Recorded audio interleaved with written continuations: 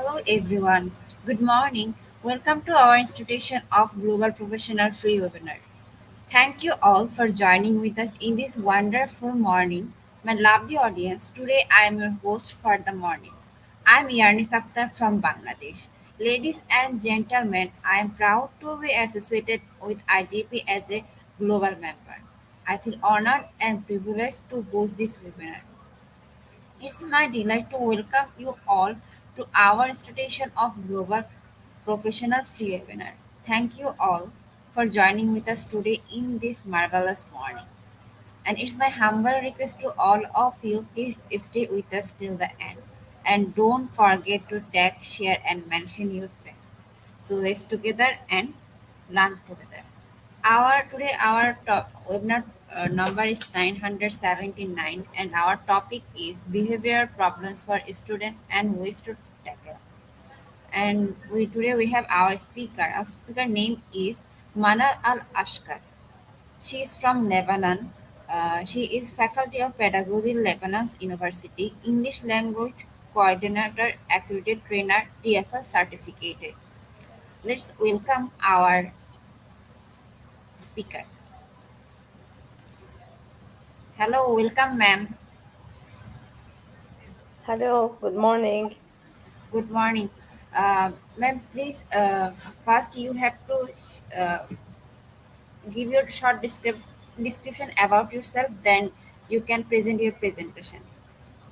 Okay, so ready to start? Can you hear me well? Yes, I can hear you properly. You can start now. Okay, thank you. Thank you. Good morning for everyone. Good morning.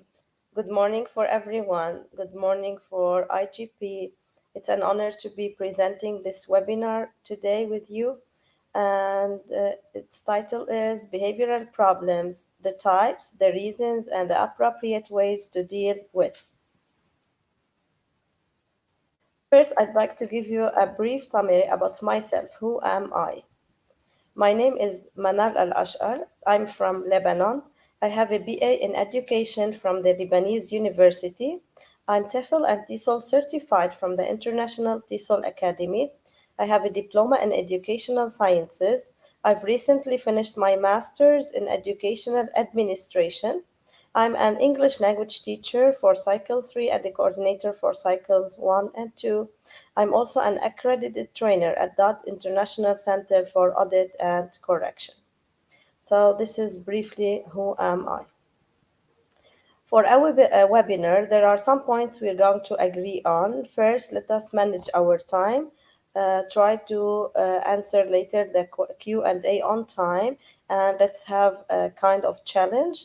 We need to have a trust. We need to trust the other members, those who voice their opinion, whatever they would like to share with us, whatever they'd like to say. We need to make sure that discipline is there. It's preferable that our mobile phones are off. We need to respect one another. And kindly, I would ask you to participate whenever needed. And feel free to ask any question you want when it's time for questions. It's better also to work on time, on task, and to take the appropriate decision for every task or question you have in mind. At the end of this webinar, trainees are expected to, or I expect the audience to, know what a behavioral problem means, recognize the signs of behavioral problems, recognize the different types of behavioral problems, identify the background and reasons of behavioral problems, acquire the necessary expertise to manage such behavioral problems efficiently, get to know how to help children manage their behavior positively, and learn how to conduct a behavior plan for students, and finally find feasible management techniques to deal with emotional and behavioral problems. First, let us start. What is a behavioral problem? All of us know that a behavioral problem, of course, is a problem that has to do with behavior. So it's a symptomatic expression of emotional and interpersonal maladjustment, especially among children. This could show through nail biting, enuresis, negativism, or antisocial acts. So, this is a brief definition for behavioral problem. Now, what are interpersonal difficulties? All of you know that there's quite difference between interpersonal and intrapersonal. Whenever I say intrapersonal, it's everything that belongs only to me. For example, intrapersonal, it could be the ability to manage my anger, my frustration. This is intrapersonal. Whereas when I say interpersonal, it has to do with others. So, of course, due to behavioral problems, there are some interpersonal difficulties that may arouse, and these include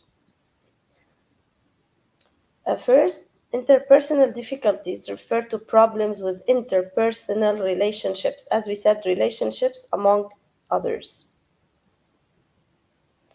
Interpersonal difficulties may stem from feelings, thoughts, and behaviors that interfere with your ability to bond with others in general, in particular types of relationships. So, students who have interpersonal difficulties usually find it difficult to manage with others. Like, for example, if you ask them to work in groups or to pair with others, whatever done in class, they will find it difficult to communicate with others. It means that those who undergo interpersonal difficulties usually struggle to communicate with others.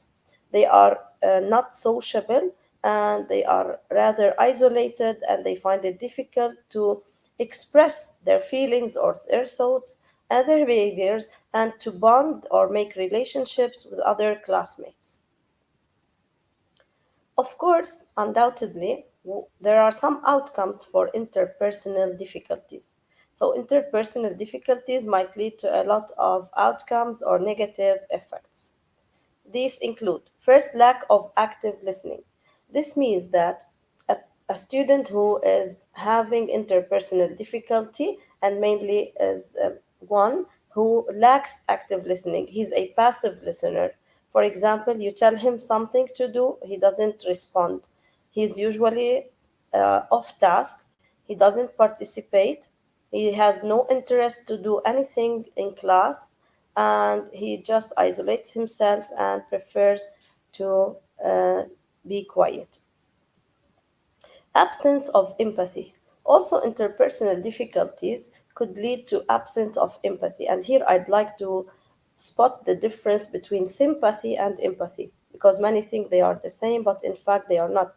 Sympathy is in fact feeling sorry for someone else, whereas empathy is feeling sorry and sharing this feeling to someone else. For example, if I know that my friend uh, is feeling sad because, for example, she lost her money, it's not only I feel sorry for her, but I work out my best to help her. So, empathy, it's sharing your feelings with others.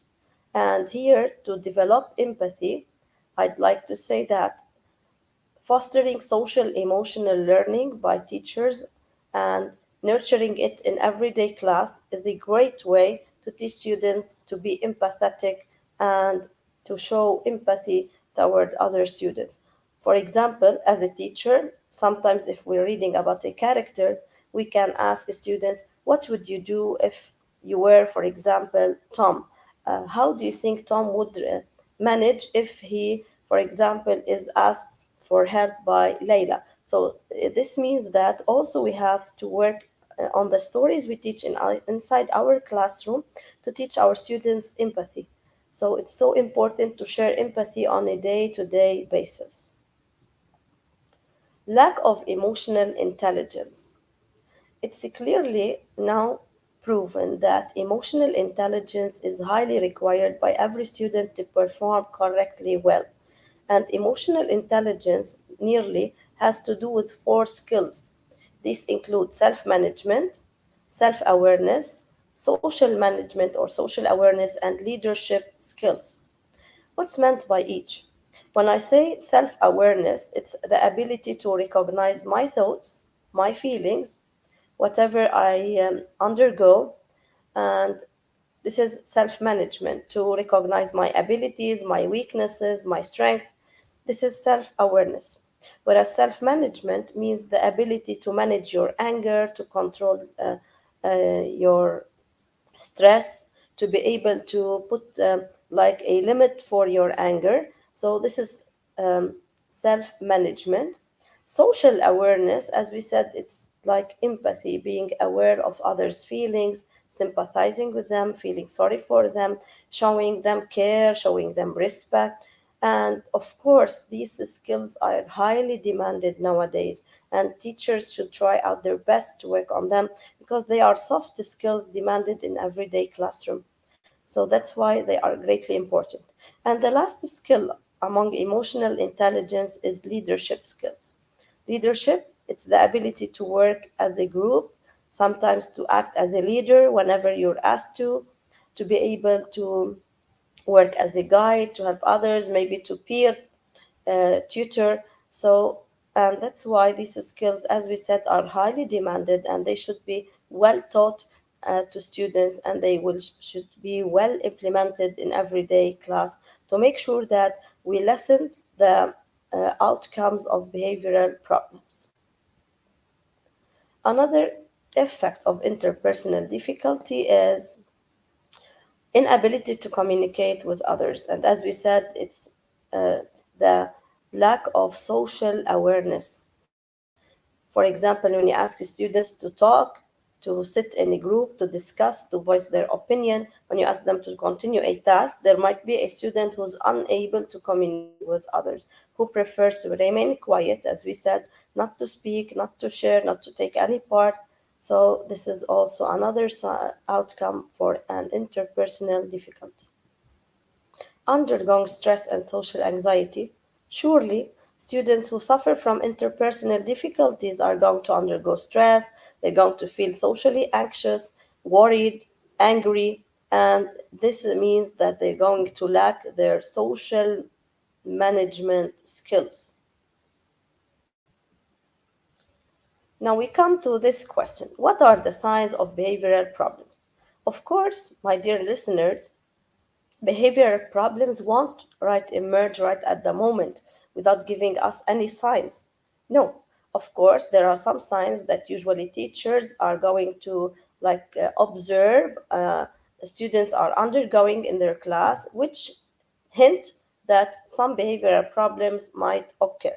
Now, what are these signs? They include first, drastic changes in behavior or personality. And when I say drastic, it's an awful change in behavior. For example, it can be showing very, for example, down to down meltdown. Okay, so a student might feel extremely angry, extremely nervous. He We can observe that his behavior changed 100%. So this is one sign of behavioral problems. Another one is easily getting annoyed or nervous. You notice, like, students who have behavioral problems are the ones who are easily infuriated or annoyed simply by asking them to answer a question, to take part in a task. If you ask them to come to the board, let's say to write something, to solve a mathematical problem, they're going to be easily annoyed or nervous. And some would like start their tantrums, they would react nervously, negatively. And here it's so important for teachers to know how to manage and work with the student. Also, students who are going to undergo behavioral problems are usually angry. They often appear angry. They are rarely like relaxed. They are almost nervous, angry, and they, as if they are groomed for fighting. They are ready to fight, to start a dispute. So these are signs of behavioral problems. Blaming others. Sometimes students who have behavioral problems keep on blaming others. Even if the others were not guilty or didn't do anything, they keep on blaming them. Whatever wrong happens to this student, he would say, for example, my friend X did this to me, or my friend X is responsible for what's going with me every day. So any problem that emerges, any problem that they go through, they will not accept the fact that they might be part of this problem. They will just blame others. Having difficulty in handling frustration. As we previously said, some students undergo tantrums, they feel meltdown, they undergo stress, and of course, they will feel it highly difficult to handle their frustration and to control their anger or to control their fear and to be on task. Usually, all these problems lead them to be off task. And here, the role of the teacher is highly important to know how to manage the problem. Frequent tantrums and outbursts. As we said, a tantrum is a sudden, uh, uncontrolled feeling of anger. So, students who have behavioral problems are usually uh, undergoing behavioral problems, are usually angry, and as we said, they cannot control, they cannot manage their anger. It's not within their hands. Okay, it's something uncontrollable for them, and that's why we said here the parents, the teachers, the counselors, social school counselors are highly requested to interfere and help. Feeling of sadness. Of course, students who undergo behavioral problems won't be the ones who are feeling happy. They will feel sad, they will feel sometimes as if they are um, useless, or they are just like additional members in their class. So they are going to feel sad. Sometimes social withdrawal and isolation. Students who undergo behavioral problems are the ones who prefer to socially isolate themselves, to withdraw from any activities done in class, and as we said, to be off task because they feel it's the safest place for them not to interfere, not to take any part in class, not to discuss, not to try, not even to give a try. And they don't even give themselves the chance to try to participate in any activity.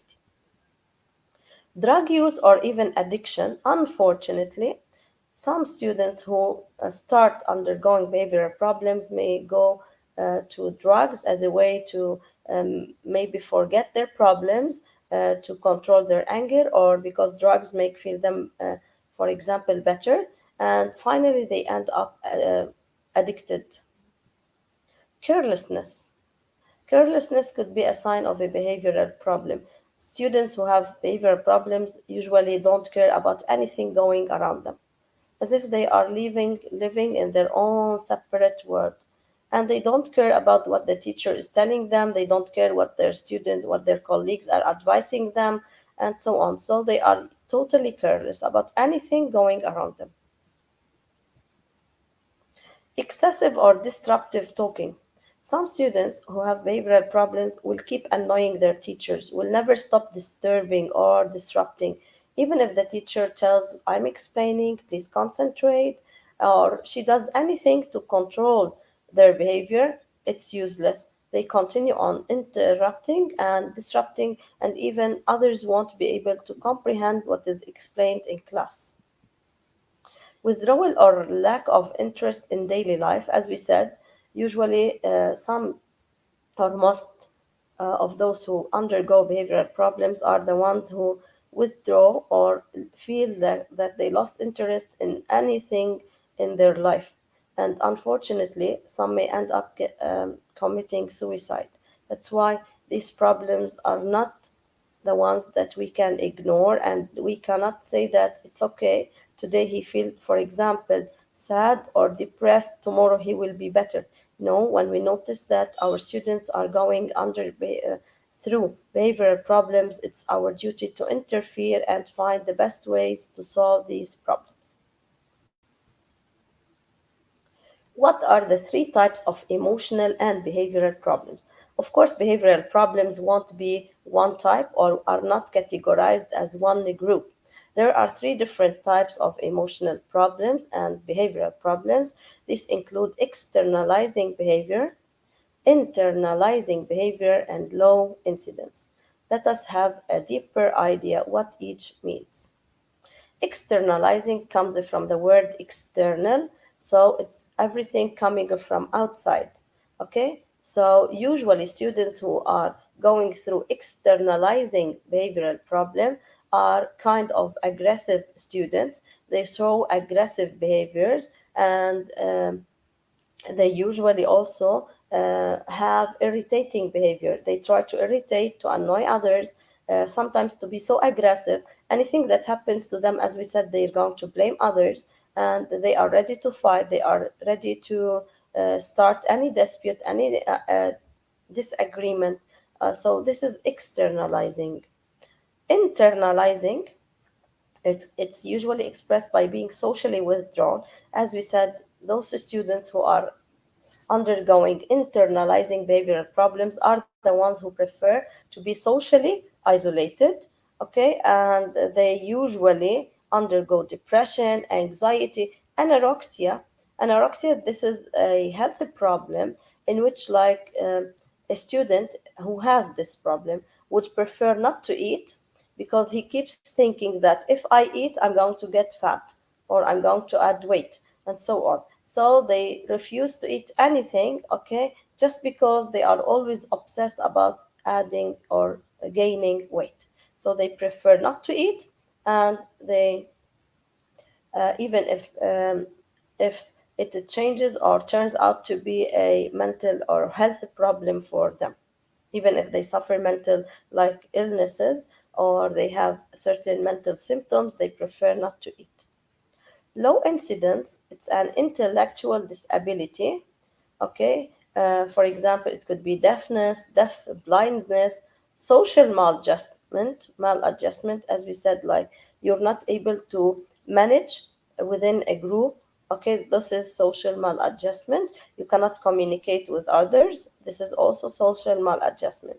Sometimes low incidence also refers to those students who have visual impairment or orthopedic impairments. Orthopedic, it means physical impairments or any physical challenges that students usually have.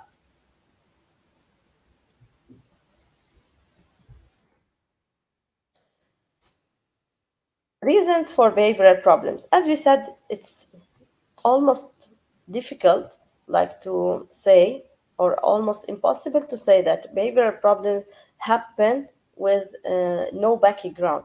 Of course, these behavioral problems emerge due to different reasons. Let's have a look what these reasons are.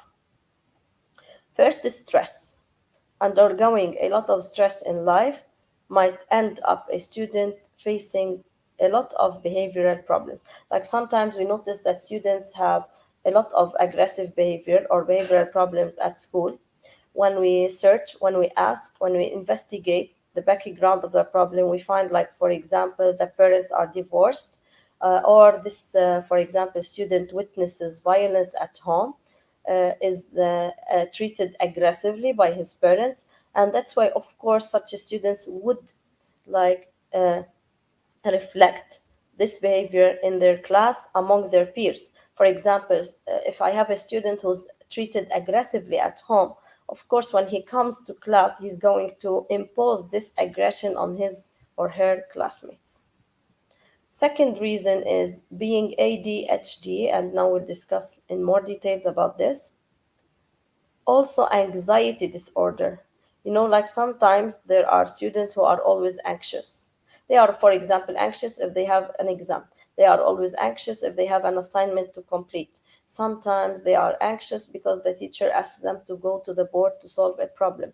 They are anxious because, for example, they have a term exam. So anxiety highly leads to behavioral problems.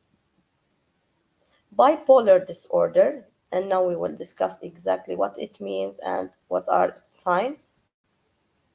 Autism spectrum disorder, also being autistic, of course, is one reason why a student may have behavioral problems.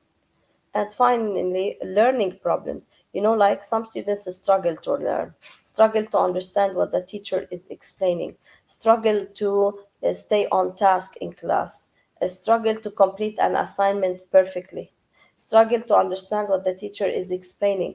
And that's why they often end up showing behavioral problems. And that's why I assure once more and more that the teacher's role is greatly important and highly recommended in everyday class. Let's go now to discuss bipolar disorder. Bipolar disorder is a depressive illness. Okay, it could be two types: depressive illness or manic illness. Okay, depressive illness when the student undergoes a lot of depression, as we said. Okay, and and usually suffers from a lot of depression. So this is depressive illness.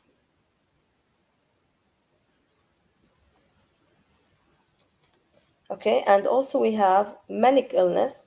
Okay, manic usually comes from the word mania, and this means showing extremely excitement or energy. So depressive, usually a student who undergoes depressive illness is going to feel like loss, lack of energy, lack of interest, no excitement. Whereas manic illness, it's the opposite, but it's the extreme. So bipolar disorder is usually extreme, either extreme low or extreme high. Extreme low, it goes for depression. Extreme high, it goes for manic illness when students are overexcited. So they are overexcited to a way or an extent that they don't want to give others, for example, a chance to participate. Every time a task is required, they want to do it. They don't want others to take turn. They don't want others to speak. They only want themselves to be chosen. And if you don't choose them, they're going to start their behavioral problems. Some signs of bipolar disorder include feeling irritable. The student will feel like he is an additional member in class. Okay, and like, what's my role here? He's going to ask, or she's going to ask, what am I doing here? Why should I be in this class? I'm doing nothing, I'm useless. So they will always give themselves negative comments. And here, social emotional learning is highly required by teachers so that we teach students positive um, self awareness. Okay, so we can teach students to be aware of themselves, to always talk about their positive points, their points of strength, not to feel that they are useless or additional members in class only. Feelings of guilt and desperate, sorry. So as we said, usually students who are bipolar usually feel guilty and they always feel desperate. Whatever happens, they blame themselves. They feel always desperate, they feel sad, they feel guilty, and they feel pessimist, like pessimists when they are always negatively looking at things. They are not positive, and they self-doubt. It means they lack confidence. They will start telling themselves, I don't have the ability to do this. I don't have for example, the enough knowledge to continue this task. So they usually lack confidence. What are the effects of being bipolar? Of course, being bipolar has a number of effects, which include shifts in mood. So usually students are going to undergo great shifts in mood. Okay, like you can say they are now very happy. Suddenly they become so sad. They start their tantrums. They start crying. They may be hit. They may be act violently. So they directly start a shift in mood. Appetite change also. Some students, whenever they are bipolar, they suddenly lose appetite. They don't want to eat. They don't want to have any kind of food. They feel that they are always full. They lose interest in eating. And even if they undergo mental illnesses, they won't eat. Of course, hopelessness is another effect of being bipolar, as we said, because most students who are bipolar are usually frustrated, they are desperate, they are losing any interest to continue any activity or to continue any assignment in class. Finally, sluggishness, and this means like being all the time, for example, slow in movement, exhausted, showing lack of energy, is another sign of being bipolar. Okay, now, as we previously said, we have two phases for being bipolar. These include manic phase and depressive phase. Manic phase, it's usually the one that goes somehow weird. Students are going to be acting weirdly. We feel that, oh, what kind of behavior they are doing today? Why is he acting this way? We feel they are acting in a strange way we haven't like recognized or witnessed before. And those students are always jumpy or full of energy. And as we said, they are highly excited to an extreme that their excitement would affect them and affect their peers in class as well.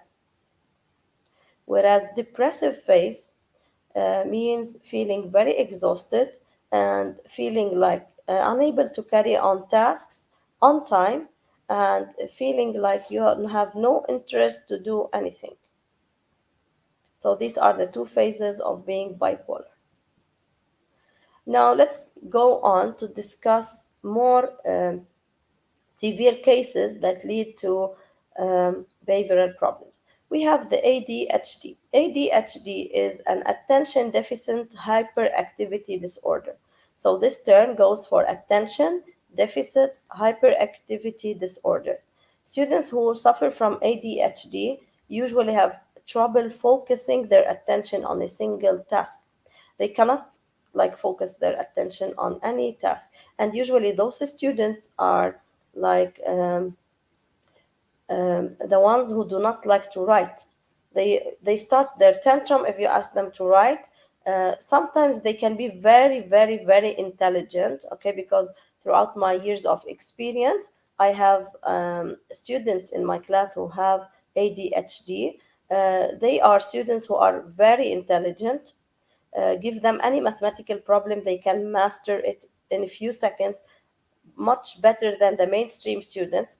But the problem is they don't concentrate a lot. Every now and then you have to keep reminding them or give them something new, because they will directly feel bored if they are focusing on one task. And most importantly, those students panic or start their tantrum whenever you ask them to write or take notes. They have a terrible handwriting mostly, by the way. ODD, this is an oppositional defiant disorder. This means it's a student who usually goes uncooperative. He's always defiant, like ready to fight, as we said. He's going to act in a hostile way toward peers, teachers, parents, or any member in the community. So ODD are students who have problem in social communication, as we previously explained. They don't master how to communicate with others. They are those students who lack social awareness and leadership skills, because they are frequently ready to fight and not going to be cooperative at all. So you feel like it's not easy to go with them, to get along with them, to communicate with them. The third case is ASD. ASD refers to autism spectrum disorder. Those students who have autism have difficulty maintaining friendships because they prefer to be alone, to separate themselves, to isolate themselves. They cannot communicate.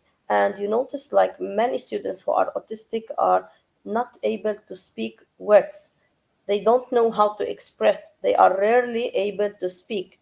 They cannot, they struggle to say a sentence. So you keep just trying your best with them so that they can learn.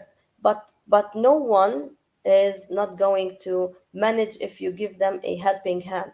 Even autistic students, because also from my experience, I found that I have one autistic student in my class. He rarely says a word, and but because I showed him tenderness. Uh, I showed him like I care. For example, at the beginning of the year, he didn't even say good morning. Now, every time he enters to class, he says good morning. He gives a hug.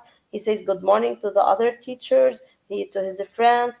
He can start singing a song. So we do not have to say that he's autistic, he's not going to improve, he's not going to be able to do anything.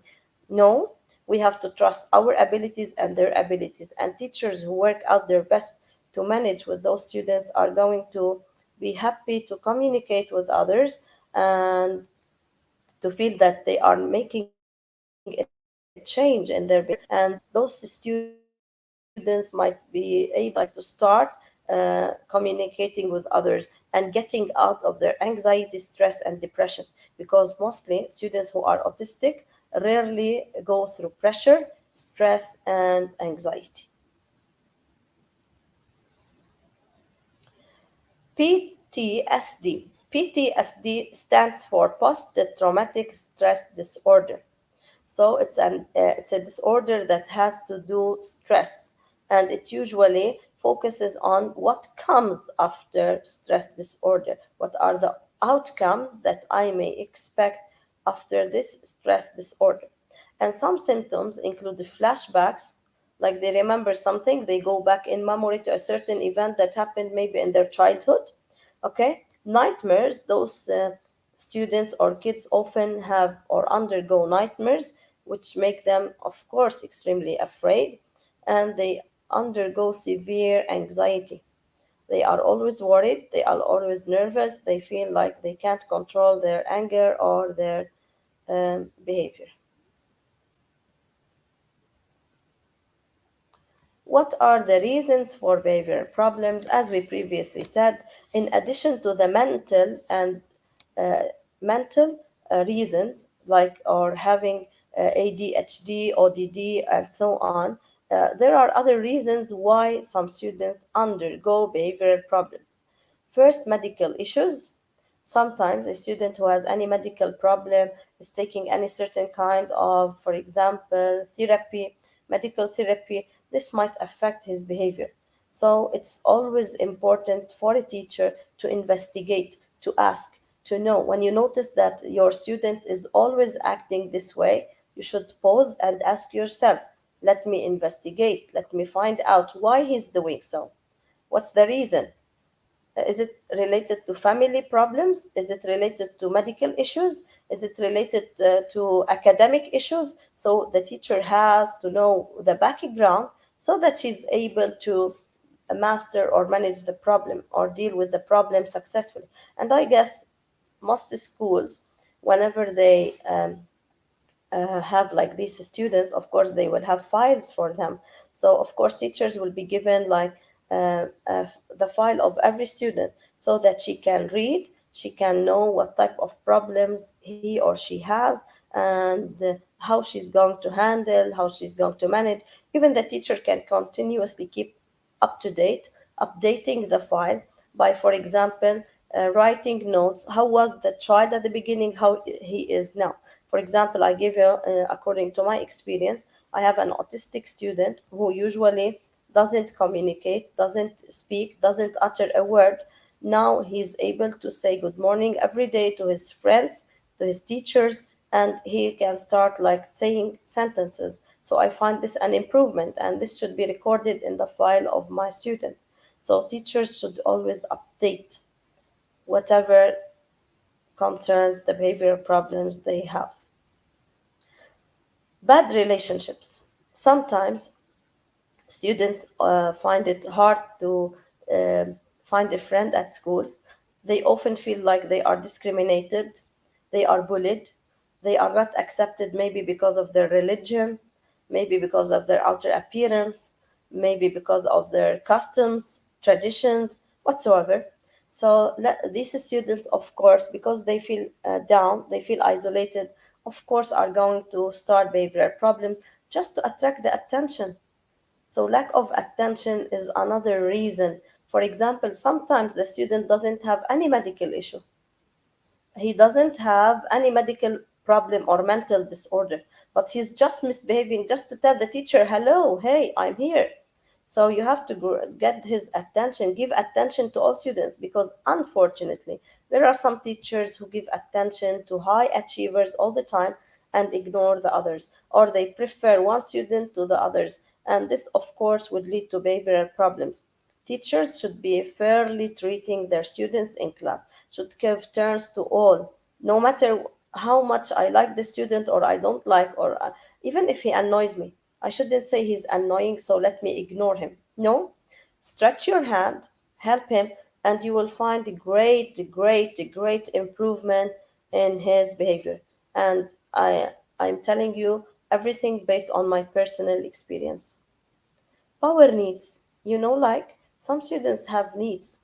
They need to feel, for example, like, respected. They need to feel that they are there. They need to feel safe. They need to feel like you respect them.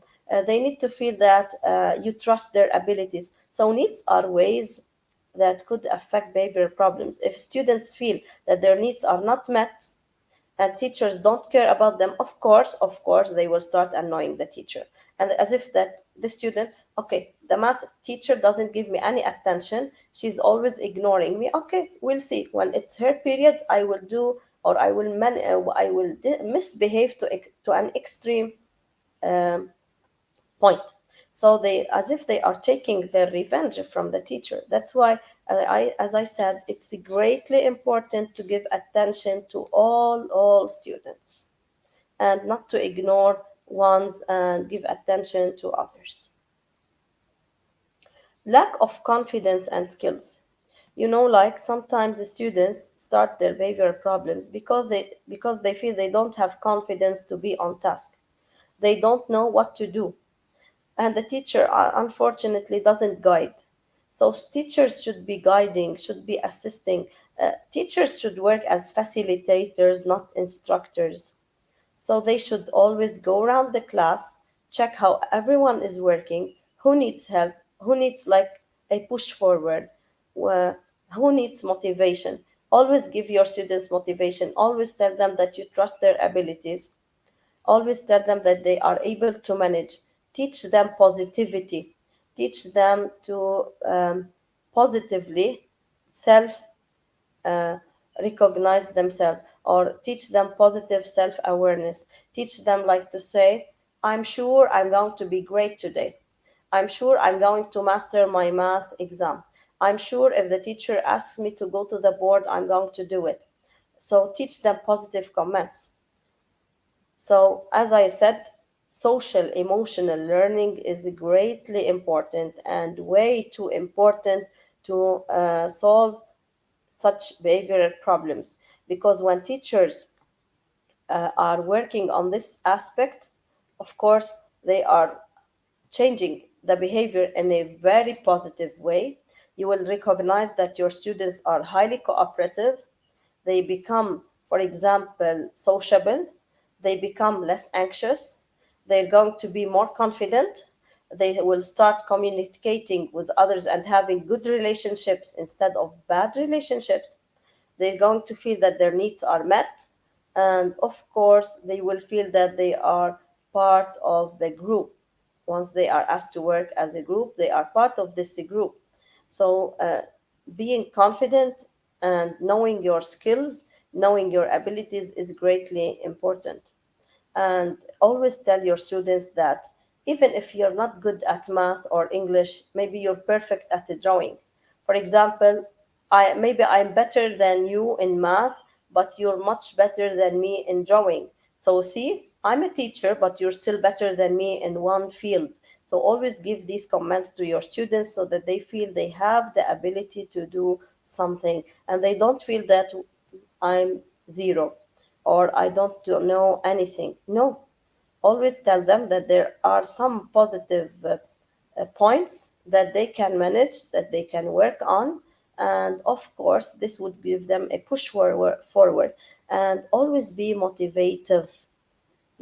Motivation is the key that uh, unlocks the door to success, to participation, self confidence, and being respected. So once you motivate your students and once you always tell them positive commands, they will start trusting their abilities, and even at least they will start giving themselves a try. So they will try to do something, they will try to manage. Okay, that's why it's highly demanded to help students manage. Now, curriculum related issues. Like sometimes the students start doing or going through any behavioral problems because they find that the curriculum they have is totally boring for them. Okay? So they feel it's so boring and they are not interested in the topics mentioned, and maybe they feel that the curriculum is difficult. It doesn't meet their interests, it doesn't meet their skills, it doesn't meet their abilities. And that's why here the ministry role is highly recommended, to check that the curriculum given matches the level of students, matches their interests, matches even their culture. Like if I give, for example, topics, Indian topics, for example, for Arab students, for example, those students will feel like, I don't understand these topics. I don't have an idea even about the Indian culture. Of course, integration is important. Of course, openness to culture is greatly demanded nowadays. But I think that the curriculum should match the culture of students first, so that students would feel that they can comprehend the topics covered, the topics discussed, whatever they have to say, whatever they want to work on. So, curriculum based activities and topics are highly important because they can here tell whether students are going to be positively working or negatively working. Uh, Simply take this example. If you give the students any topic that they don't know about, they haven't heard about, for example, ask grade 4 students, let's say, to write about mercy killing. This topic doesn't match their age. Even they are going to say, what's this? Maybe for them, the word killing is somehow still difficult. What about the same mercy killing or euthanasia? Okay, so of course they won't be interested. Or if you're teaching an Indian school, give them something that is French, for example. Of course, students won't be able to manage. They will struggle to understand what is going on. So, of course, curriculum based themes are highly demanded, and these themes should match, as we said, students' interests, culture, and even most importantly, interests. Because whenever the student is interested in the topic, he's going to perfect. But if the student lacks interest, he's not going to show any cooperation in doing any task. What are the best classroom management skills to deal with behavior problems? Of course, there are ways to manage or to deal with behavior problems. There are two ways. These include how to prevent and how to intervene. Usually, how to prevent comes before the behavior problem arouses or shows up. Okay, so we can do like certain strategies. I put some points, I plan in my mind in order like to try not to have these behavior problems in my class. Whereas how to intervene, it's usually when the behavioral problem happens. Here it's my duty, how I'm going to manage, how I'm going to work on it, how I'm going to show my students supportive discipline, for example, so that they can improve their behavior. How to prevent? Okay, this could be done through positive relationships. For example, teachers who establish positive relationships with their class students, of course, are going to feel successful. They are going to lessen the behavioral problems that students might do. And of course, this would help them a lot. And make sure that you create a safe and uh, like a safe and an interesting or predictable environment for students. For example, it's so important before you start teaching to make sure that the environment you set in your class is safe for everyone, gives respect for everyone. Everyone feels highly respected, highly appreciated. No one is bullied, no one is mocked at, no one feels that he's different because of his religion. So, especially now, like we are talking about schools integration, we don't have like schools or students from the same social background. Even we have different educational backgrounds. So, positive environment is highly recommended before you start teaching your students. And another point is classroom organization. Classroom organization is highly important because students are going to feel that the class is organized. Uh, they like whatever is done in class. They are being able to take part in the activities, and they are always participating, and they are always sitting maybe in groups. So group work, for example, is one way to of how to organize your class. Okay, So it's dull and boring to always ask students to work individually. Sometimes it's very effective to ask them to work in groups, especially to use with them the think per share activity. Because I always try this with my students, they like this activity too much. Okay? Effective teaching also. Effective teaching is a great classroom management skill, highly demanded to manage any behavioral problem. Because if teachers are very good, but they don't have effective teaching strategies, they don't catch the interest of their students, they don't know how to manage their class, they don't know how to explain certain concepts, of course they won't succeed. And when students are bored, take care, or when students feel that they are not highly engaged in the class, of course they will start their behavioral problems. Now we go to how to intervene. How to intervene. This includes direct and indirect interventions. It could be whether direct or indirect. Now we'll see. Okay, behavioral data also, we'll talk about this in the coming slides. Behavioral data, it's so important to keep data for your student, to record the data, as we said, and to keep on updating. Behavioral function, okay, to keep a record of behavioral function and to give your students special assistance whenever needed. So these are very important ideas to be kept in one's mind.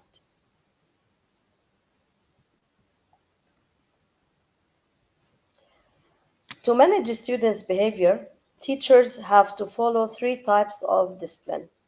First, we have preventive discipline. Second, supportive discipline. And finally, the corrective discipline. Now, what's the difference between each one?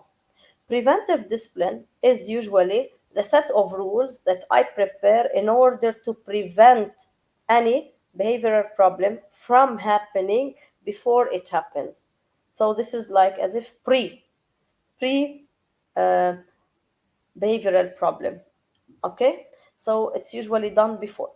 Supportive discipline, this is usually done when, for example, students start their misbehavior and you like try to find out a way to support the behavior, support in a positive way, of course. Finally, the corrective discipline. Here we talk about the phase in which, for example, I tried the first two, but I found it's hopeless. No change happened because sometimes there might be one student, let's say.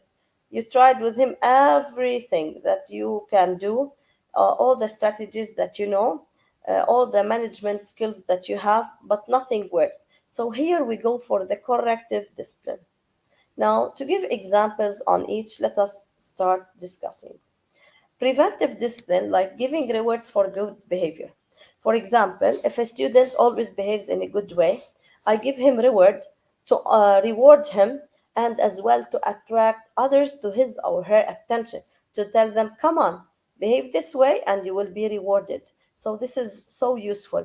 And every time you notice that there is a good behavior in class, reward, because this will teach those who have behavioral problems maybe to act in this same way. The student will be a model student for his or her classmates. The second point is reminding the students of the rules every day. So also, like keep your classroom rules in front of your students. Maybe you're going to prepare a poster on the classroom wall, and you keep reading these rules every day. You keep reminding students every day. And here, one idea, and I guess now most teachers apply it, is that whenever you want to set the rules, let students be the ones who set these rules.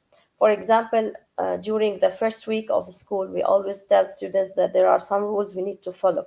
Don't tell them, don't do this, don't do that, do this, do that, because they will feel bored. They will feel there is something mandatory, and they will feel as if you're ordering them. No, tell them, let's prepare a poster for our classroom rules. Come on, give me a one rule, for example, uh, Alex, please give me or suggest another rule for our class, for example, um, uh, Samir or whoever. So in this way, you're going to make students be involved. They are taking part with you. And once they choose these rules, they're going to abide them better.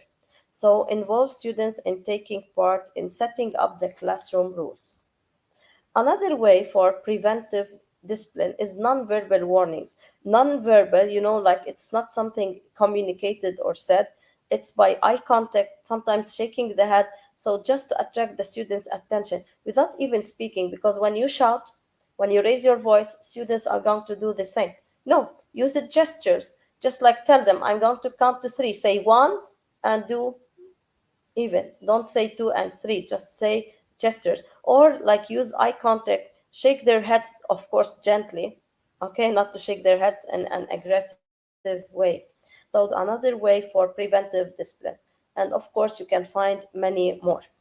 Supportive discipline, as we said, it could be done through redirecting the student's attention to a new educational task. This is usually done with ADHD students because they can't focus on the same task. They will feel easily bored.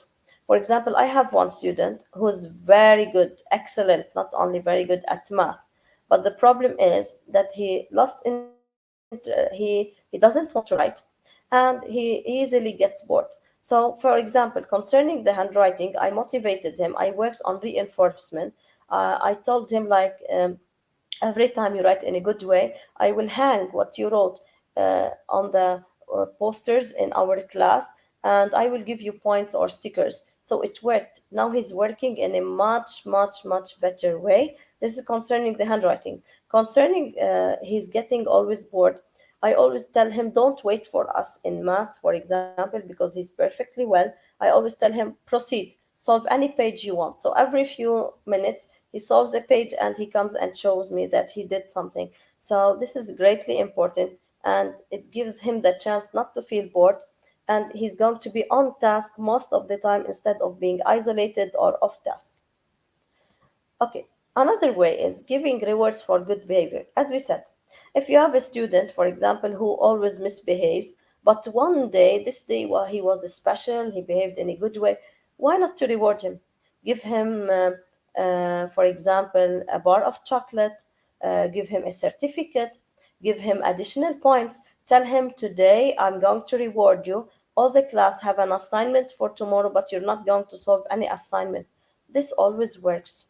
So teachers have to find different ways for rewarding students' positive behavior.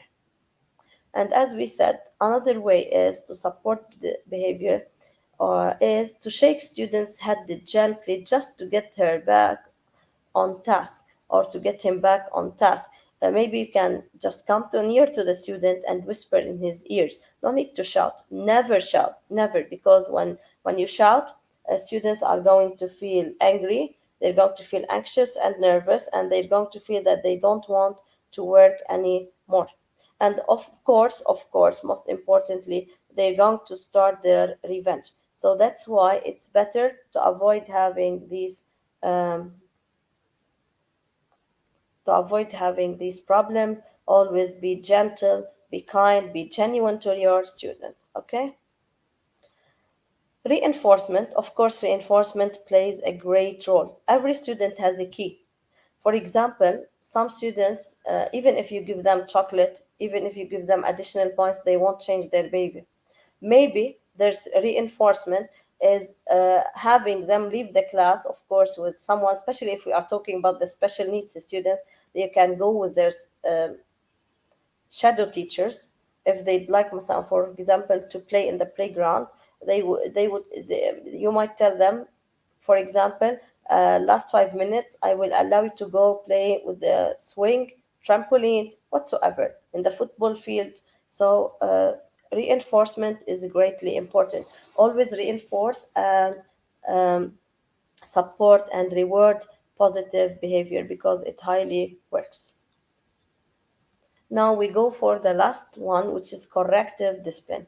Corrective discipline here, when the teacher does everything before, whether preventive or supportive, but she reached a point, she found that it's useless. She tried out her best with the student, but he or she didn't show any um, improvement. Here, the teacher has to go for the principal, maybe inform him about what's going on, uh, and she should keep a record of all the notes and she can keep them in a file. Uh, Social counselor can try to manage, can try to help, and of course here parents are asked to interfere.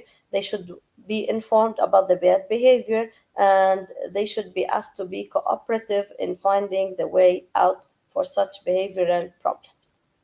We have also written reprimands. Reprimands, these are formal expressions of disapproval. For example, the teacher is going to write a report in which she disapproves the behavior of X student. Okay, and this, of course, written formal letter, let's say, should go to parents. They should clearly have an idea about what's going on, and they should be able to cooperate so that the problem would be better solved. Another type of corrective discipline is verbal warnings.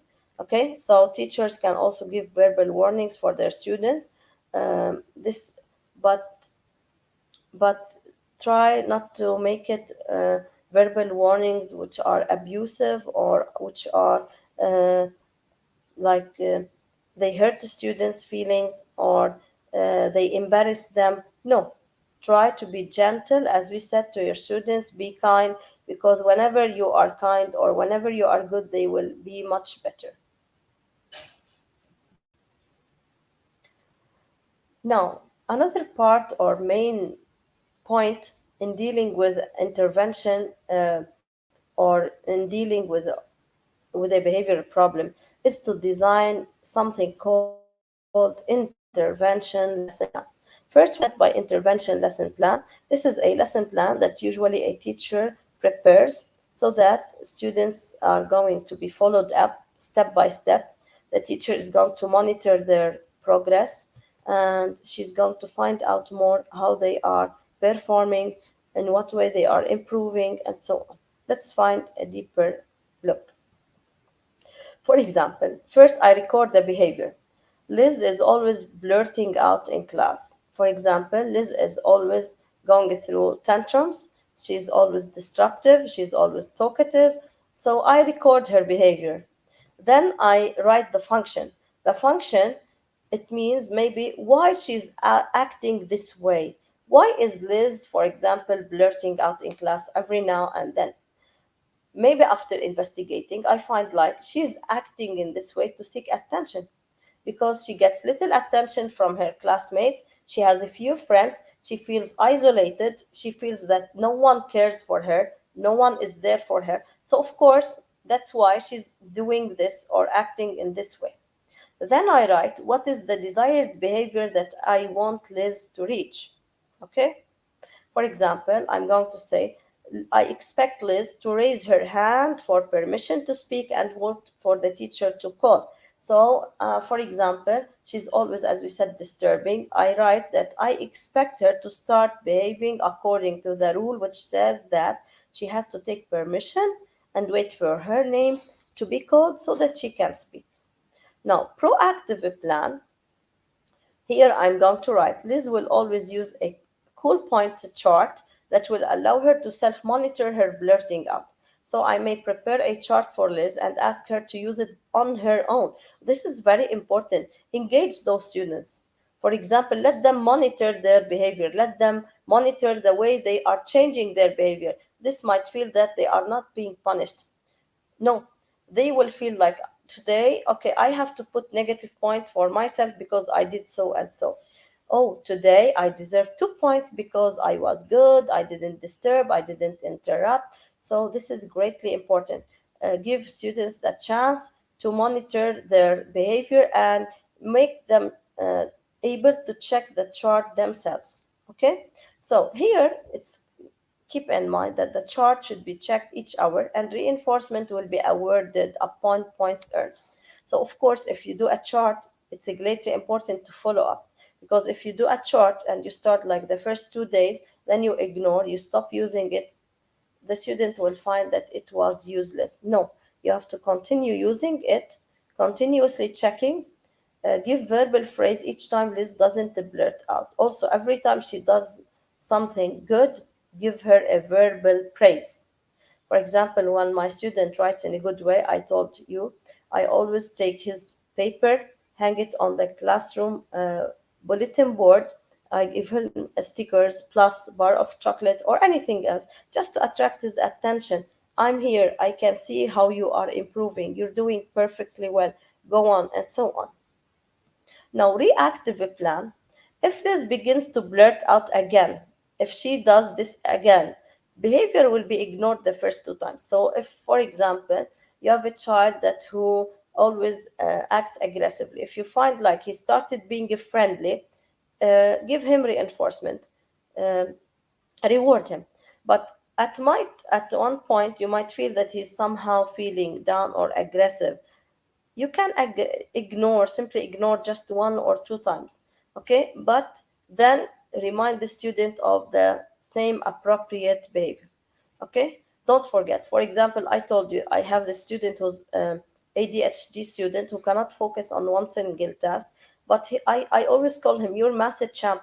So whenever I tell him this keyword math champ, he's going to calm down, he's going to feel relaxed, he's going to stop his tantrum, he's going not to shout because he rarely likes to write, because whenever you ask him to write, he starts acting negatively. Just by telling him you're math champ and now you will take points and you will show others that you're the fastest in class, honestly, he changes and he starts working in an excellent way.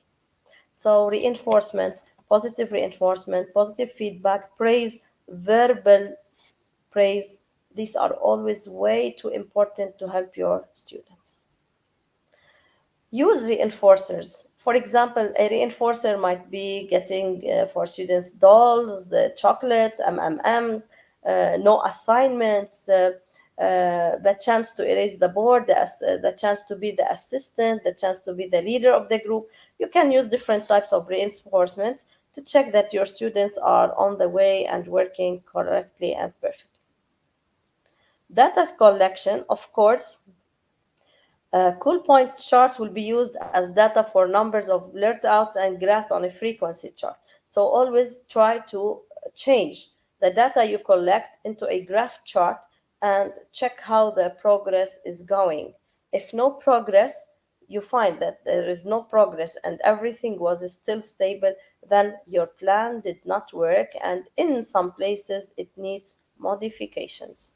And finally, keep a row for jotting down your notes, for writing any notes you have about the student you are talking about.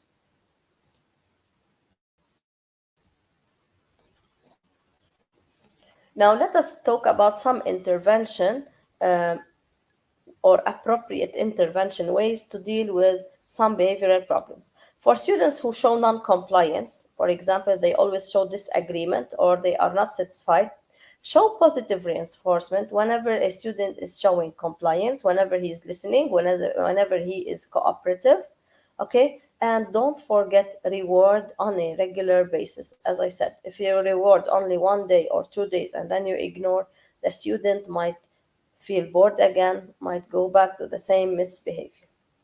For physical aggression, teach replacement behaviors like calming strategies, using a stress ball. Ask students to do something that is the way out for their stress.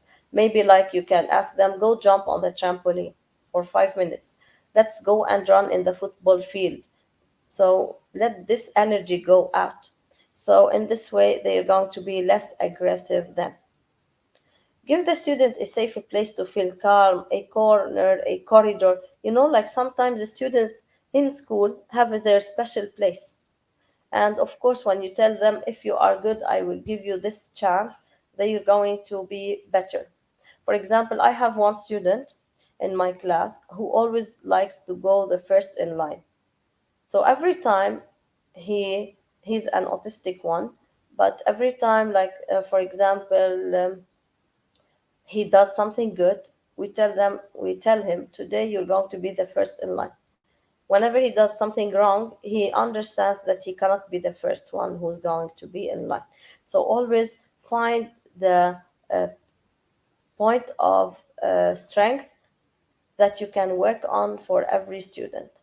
and find the best place for your student, because some students find like maybe the slide is the best place for them to be away from their anger. Sometimes the students find the trampoline the best place where they can um, relieve their stress. So find the best place your students like and try to give them this chance. Sometimes you maybe it could be the cinema, watching a video, listening to a song.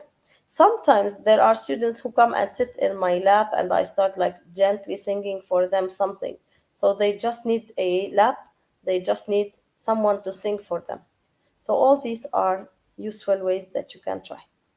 For screaming or tantrum, students who go for screaming or tantrum, you can teach them replacement behaviors like drawing or writing about feelings, using calm and kind words, using positive reinforcement when a student uses appropriate voice levels.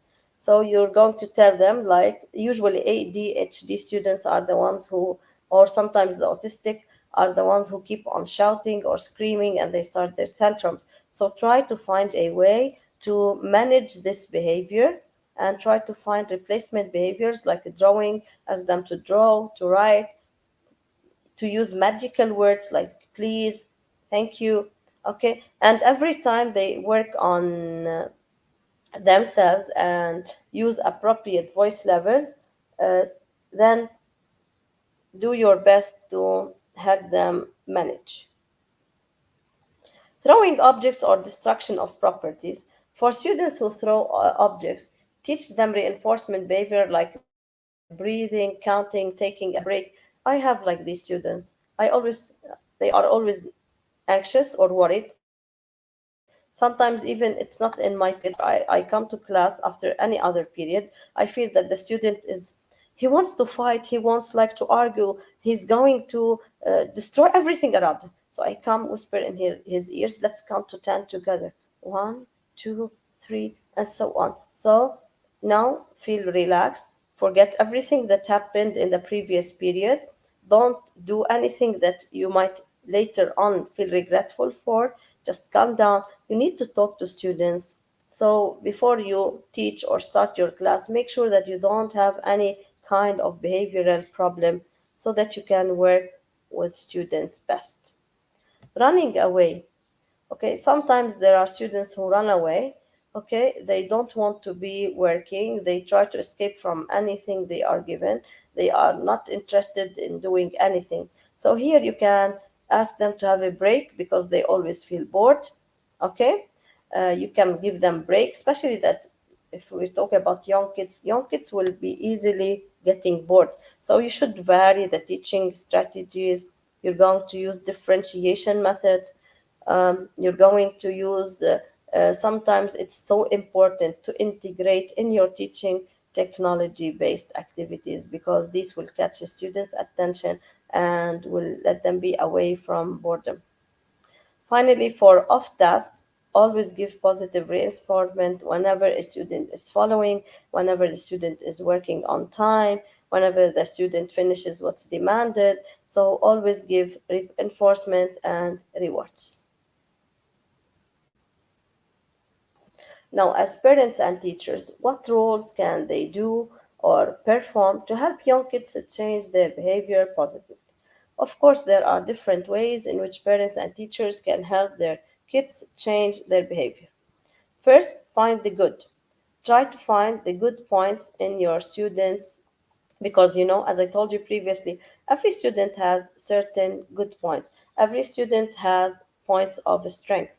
None is perfect, yes, but none is also worse and has no positive characteristic. So find this positive key and work on fostering it and nurturing the strength. Set the clear expectations. This means that never tell your student, I'm sure that you're not going to solve this. I'm sure that you're not going to succeed in tomorrow's exam. Of course, you're going to demotivate them. No. Even if they annoy you, if they always do something which does not go with the classroom rules, always tell them, I'm sure that you can change your behavior. I'm sure that today you will perform perfectly well. I'm sure that today you're going to be the best active listener in class. So these are always good and they work best. Help your kids with their words. If you find like some kids don't know what to say and how to work, tell them like or teach them certain keywords that they can use, okay, so that they can perform perfectly well. So always give students a chance to choose their words, teach them to use magical words like please, thank you, welcome, and so on. Teach routines. For example, teach them that every day when we come to class, we say good morning, welcome to see you again, it's my pleasure to see you again, and so on. So, teach them these routines. In this way, you're going to make sure that they are not working anymore in a wrong way.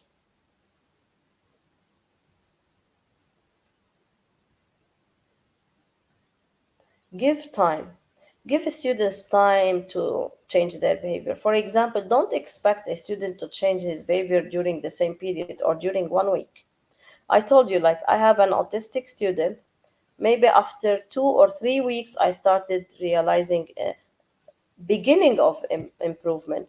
Now his behavior is much better, and I'm far satisfied by his behavior. But don't never expect your student to positively change in 1 day, in 1 hour. No, it will take time. So be patient and trust those students. Trust that they will change 1 day.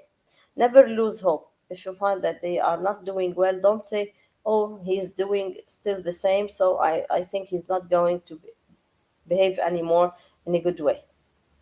Maintain eye contact. Maintaining eye contact with the students gives them the point or the reflection that you care for them. You are giving them attention. And don't give an eye contact to, for example, students sitting on the left all the time. No, distribute for all students. Make sure that everyone in class gets your eye contact to feel that, oh, the teacher knows I'm here. She cares for me. I attracted her attention, for example. Give your kids or students something to do. As I told you, being off task will force students to misbehave and they will not be interested to do anything anymore. They will feel that they are not welcome. They will feel that they don't want to perform well. So that's why every time give them something to work on. Most importantly, make things fun. Whenever you want to teach, change your classroom environment into a fun environment. Change the strategies. Don't use the same strategy every day. No. Try to change the strategies, make everything motivating. Try to grab students' attention by integrating technology with your teaching and make things fun. You can teach them in the way of riddles, for example. You can teach them through games. Okay, so of course this would help them better perform and will reduce all the behavioral problems that may arise. Now, what are some tips to help your child at school in cooperation with the teacher? Okay, there are some tips that you need to work on, okay, and you need to organize with the in collaboration with the teacher, okay, so that you can find a way to solve the behavioral problem that your kid or child is going through. First, you need to assess the situation. You need to know to what extent is this behavior mild or severe, for example.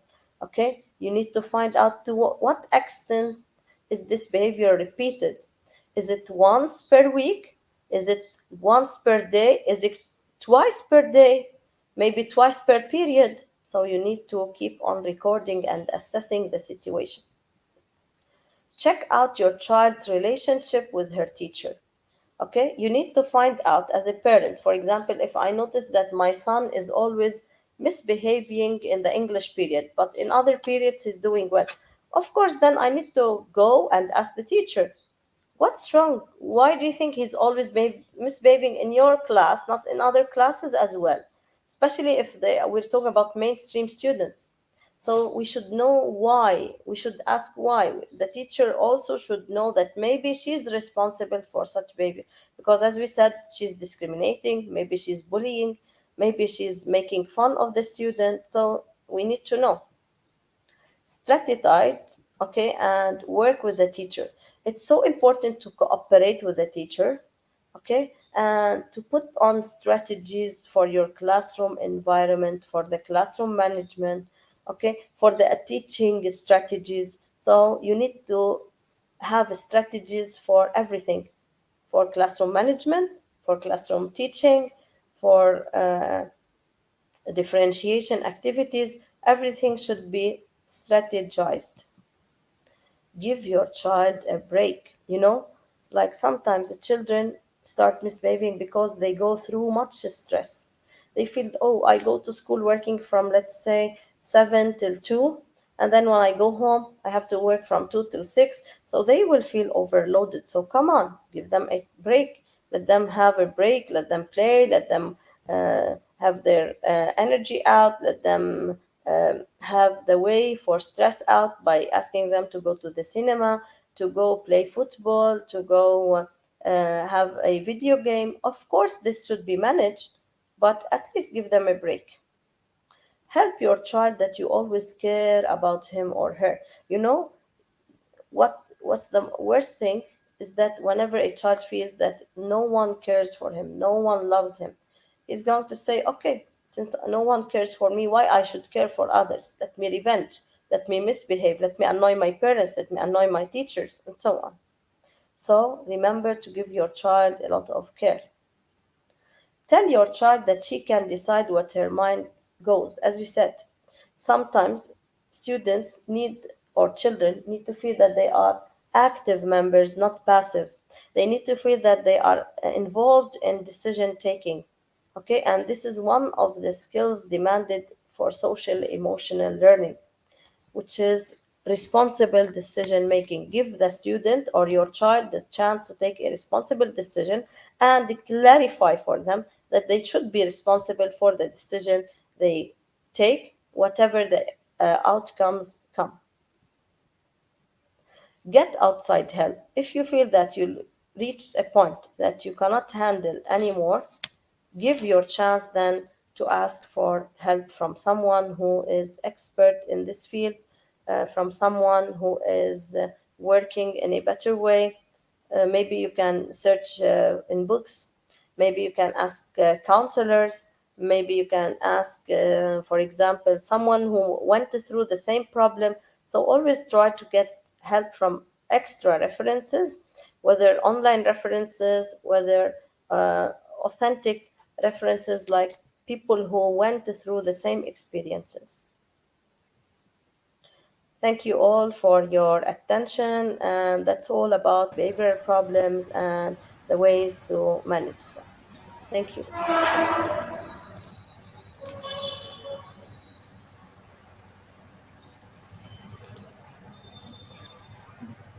Thank you, ma'am, for your wonderful presentation. Ma'am, and now it's time Thank for our you. quiz Thank competition. you for your. Ma'am, it's time for our quiz Yes. competition. After completed our quiz competition, we will start our question answer session. You have to wait for some minutes. Okay, ma'am? Okay. Yes, I'm ready. Yes, I'm ready. Don't worry.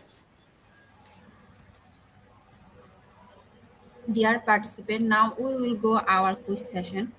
To join this session, you have to go slido.com. After that, you have to enter the code. The code is IGP. After short video, we will start our quiz session. So let's enjoy our quiz session.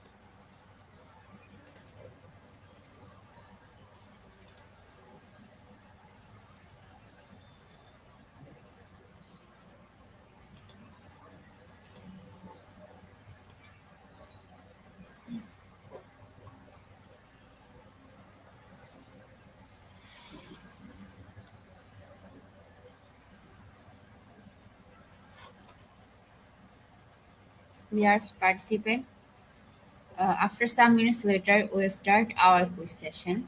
To join this session, you have to go slido.com. After that, you have to enter the code. The code is IGP. We will pick your name from Slido, so join with your full name, which will directly print on certificate. Top 10 will be awarded with quiz competition certificates.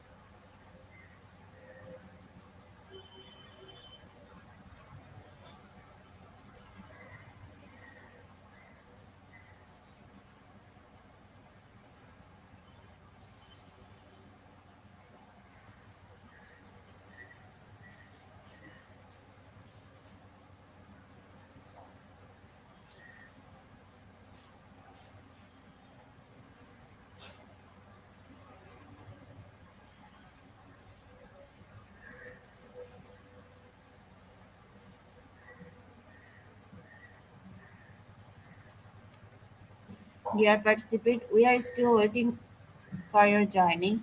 So please everyone early join in our session. To join this session, you have to go slido.com. After that, you have to enter the code. The code is IGP. Already 33 people join in our session.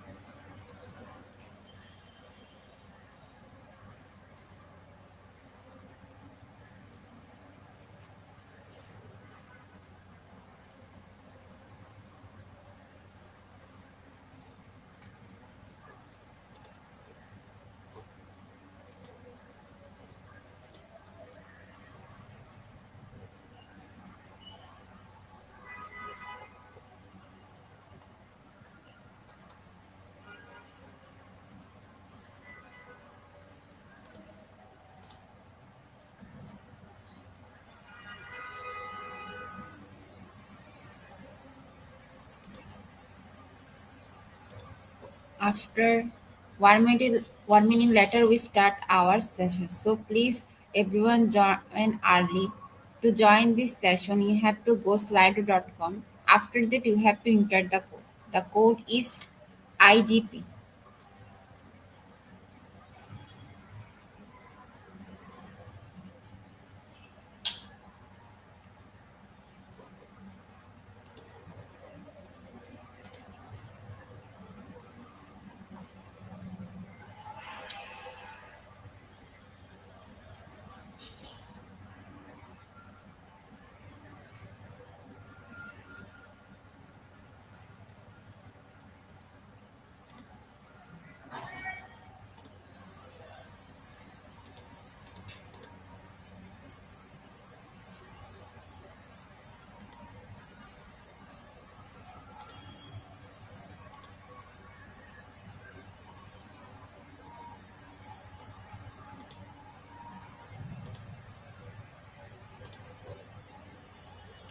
'Dear participant, we start our quiz competition. Our first question: gaming addiction can give dash to many behavioral and mental problems in children. First option rice, rice. Second option best.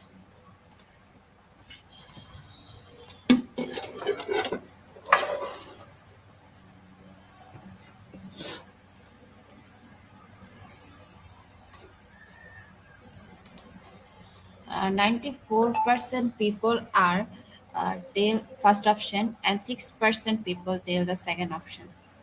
And the correct answer is first option race.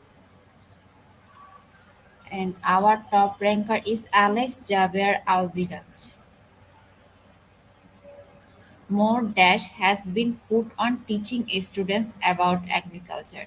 First option empathy, second option practice, third option boom.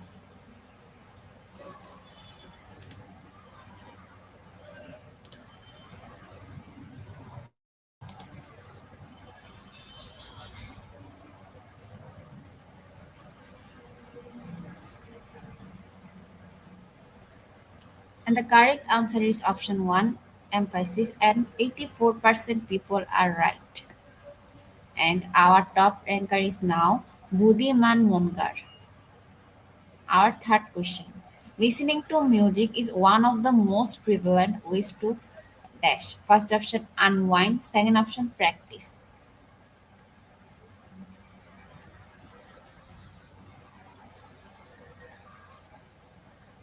And the correct answer is unwind, and 84% people are right. And again, our top ranker is Budiman Mongar.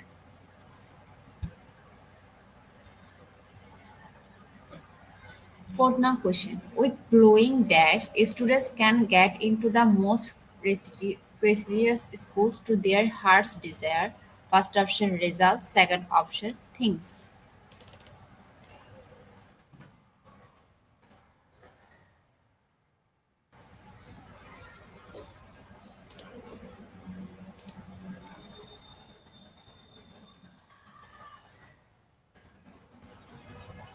And the correct answer is option 2 results, and 65% people are right.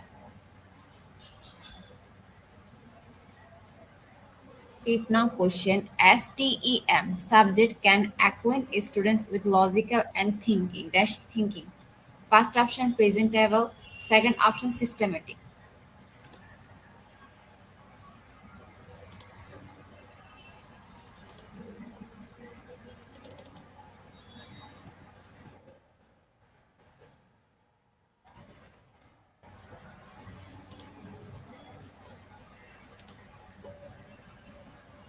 And the correct answer is systematic, and 90% people are right. And now our top ranker is Jamilian V. Rivera. Sixth now question. The stress of city life can be too much for some people to dash. First option jeopardize, second option handle.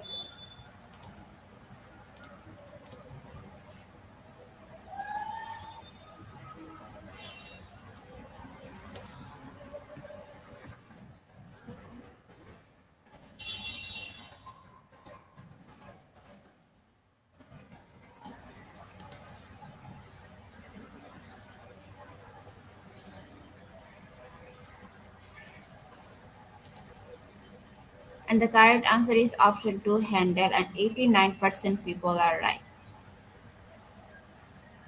Uh, Now our top ranker is Buddhiman Morgan.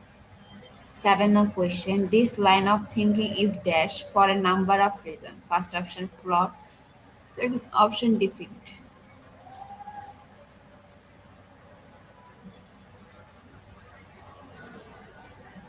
And the correct answer is flawed, and 75% people are right.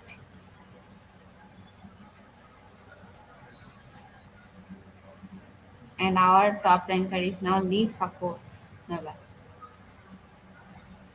In this essay, I will put dash some measure to tackle this burning issue. First option down, second option forward.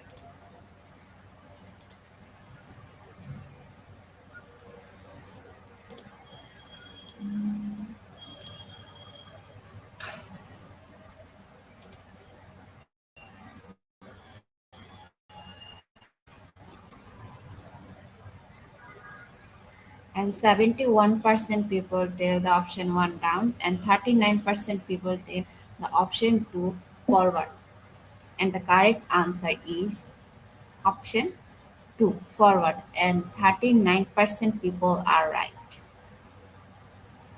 And now our top ranker is Janinier Villar Research. Nine now question. It is reasonable for people to want to enjoy the dash of their labor. First option fruit, second option hand.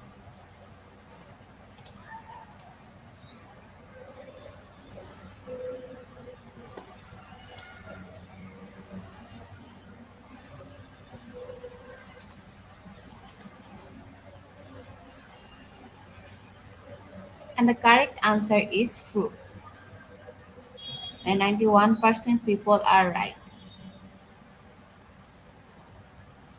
Our last question. It takes years for some people to dash the will that they are having now. First option accumulate, second option practice.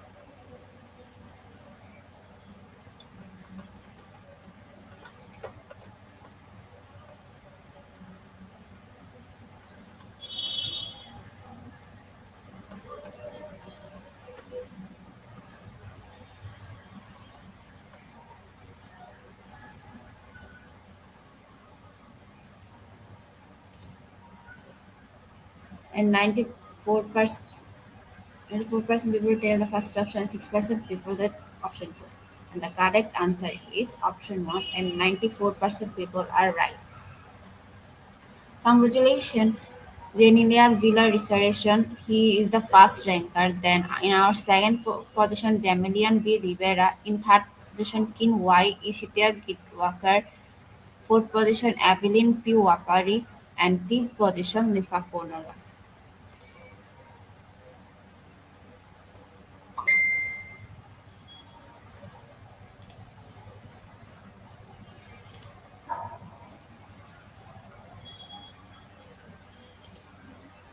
Congratulations, our top 10 quiz competition are winner. We have all of your names which you entered during joining. We will pick and prepare certificate and post them on our Facebook official page. Our Facebook official page is Institution of Global Professional. Uh, it's time for our question answer session. Dear participant request to ask their question in comment box. Please address speaker name. After question answer, we will share certificate process. After short video, we will start our question answer session. So please, everyone, ask your question in our comment box.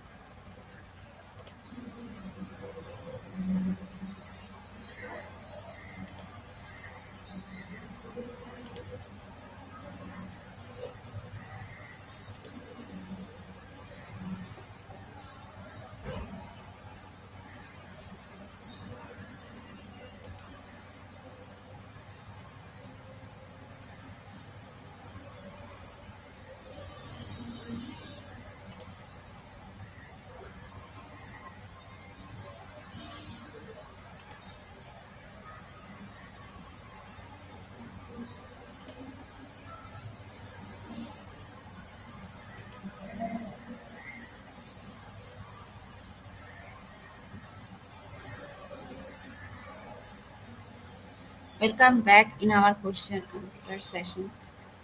Ma'am, hello ma'am. Welcome back in our question answer Hello, session. Hello. hello, welcome on. Dear participant, if you have any question, you can ask in our comment box. To ask a question, please address speaker name. Speaker name. Ma'am, our first question from Flomi R. Sabijo. Good morning, ma'am. How do we achieve interpersonal effectiveness? Okay, so as we said before, interpersonal skills are highly recommended nowadays because they are considered the soft skills that students can't go on without having them. And one way to achieve interpersonal skills is through social emotional learning. You know, like most schools that start working on social emotional learning or that have already started working on social emotional learning have greatly shown improvement in fostering these soft skills. And let's take an example the Dutch schools, for example. we notice that they have the least behavioral problems in their class because mostly they work on fostering and integrating soft skills or interpersonal skills into everyday classroom. This can be done, of course, through different types of activities to help enrich our classroom environment with such soft skills. Okay, ma'am. Thank you. Welcome. Ma'am, our second question from Arun God Assis Salvijo. Good day, ma'am Manal. How must we deal with interpersonal difficulties? Of course, as we said before, every student has his own key. We need to work on the points of strength because every student has at least one point of strength. So I need to find out how I can find his key. What's his key? What's the type of reinforcement I have to give him? Okay, and I need to know what kind of interpersonal difficulty first he's going through. Like, is it the ability not to communicate, not to express himself, not to, for example, socialize? So it depends. First, I have to point out the problem, but I need to find out the possible key. Like, for example, if he has a problem with communication, to keep talking to him once after another time, he's going to show an improvement. If he's aggressive, kind of aggressive, for example, he doesn't know how to control his anger or fear or anger, let's say, you can tell him, today, if you're going to be good, I'm going to give you 2 points. I'm not going to give you an assignment. For example, if I know that he doesn't like assignments, I'm going to tell him, if you behave today in a good way, no assignments for tomorrow. So it depends on the student and the case I'm dealing with. Okay, ma'am. Thank you. Um, Welcome. Dear participant, if you have, we are still waiting for your question. If you have any question, you can ask in our comment box.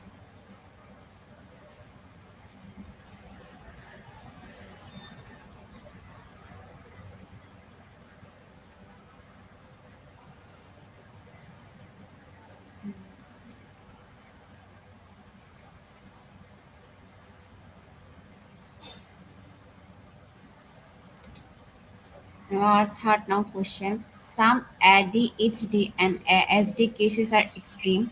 Should they be referred to specialist? Yes, I guess in some cases, of course, we need to go to specialists to ask for help. Sometimes it's so important to collaborate, like to find a way or to communicate between a specialist and the school, because yes, as we said, some cases are extreme, are very severe, and the teacher may try out all the possibilities, but she found that she did not succeed. So here we should go for the corrective discipline, which is contacting parents, maybe contacting a specialist. Of course, in some very few cases, yes, we have to, if the case is very mild or very severe. Okay, ma'am. Thank you. Ma'am, there is no more Welcome. question. Thank you so much for your wonderful presentation. It's a very informative presentation. I hope everyone can Thank you. learn from you. Thank you. Ma'am, any Thank you last word? all, IGP, for Any, giving this. any last word for our participant? I'd like to thank participants and hope that they benefit from this webinar. And I would like to thank the IGP for giving me this chance to present this international webinar. And hopefully, we can meet in coming webinars as well. Thank you, IGP, again and again. Thank you also for your efforts. Thank you, ma'am, for give us your precious time and share your valuable knowledge. Thank you so much, ma'am. Thank you. I feel proud to be presenting this webinar. Dear participant, now we'll give you your webinar code. So please stay with us.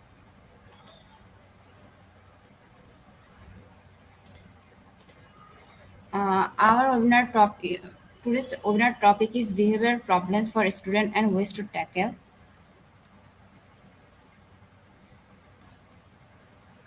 and the code is IGP0985, and the code is IGP0985.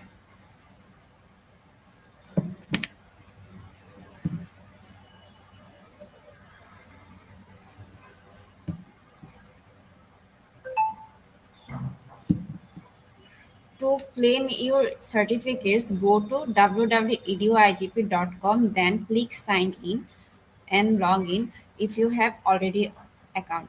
Or if you are new, then you have to create new account. Then once logged in, click free webinars. Then select the webinar title and click continue course and get enrolled if you have not enrolled yet. Type the code in your certificate box, click get your certificate. It's auto download in PDF file already. Uh, and our webinar code is IGP0985. Uh, Without code, no one is eligible for certificates. Thank you so much, everyone, for your active participation. I hope everyone can learn from our webinar. Thank you so much, everyone. Stay happy and blessed.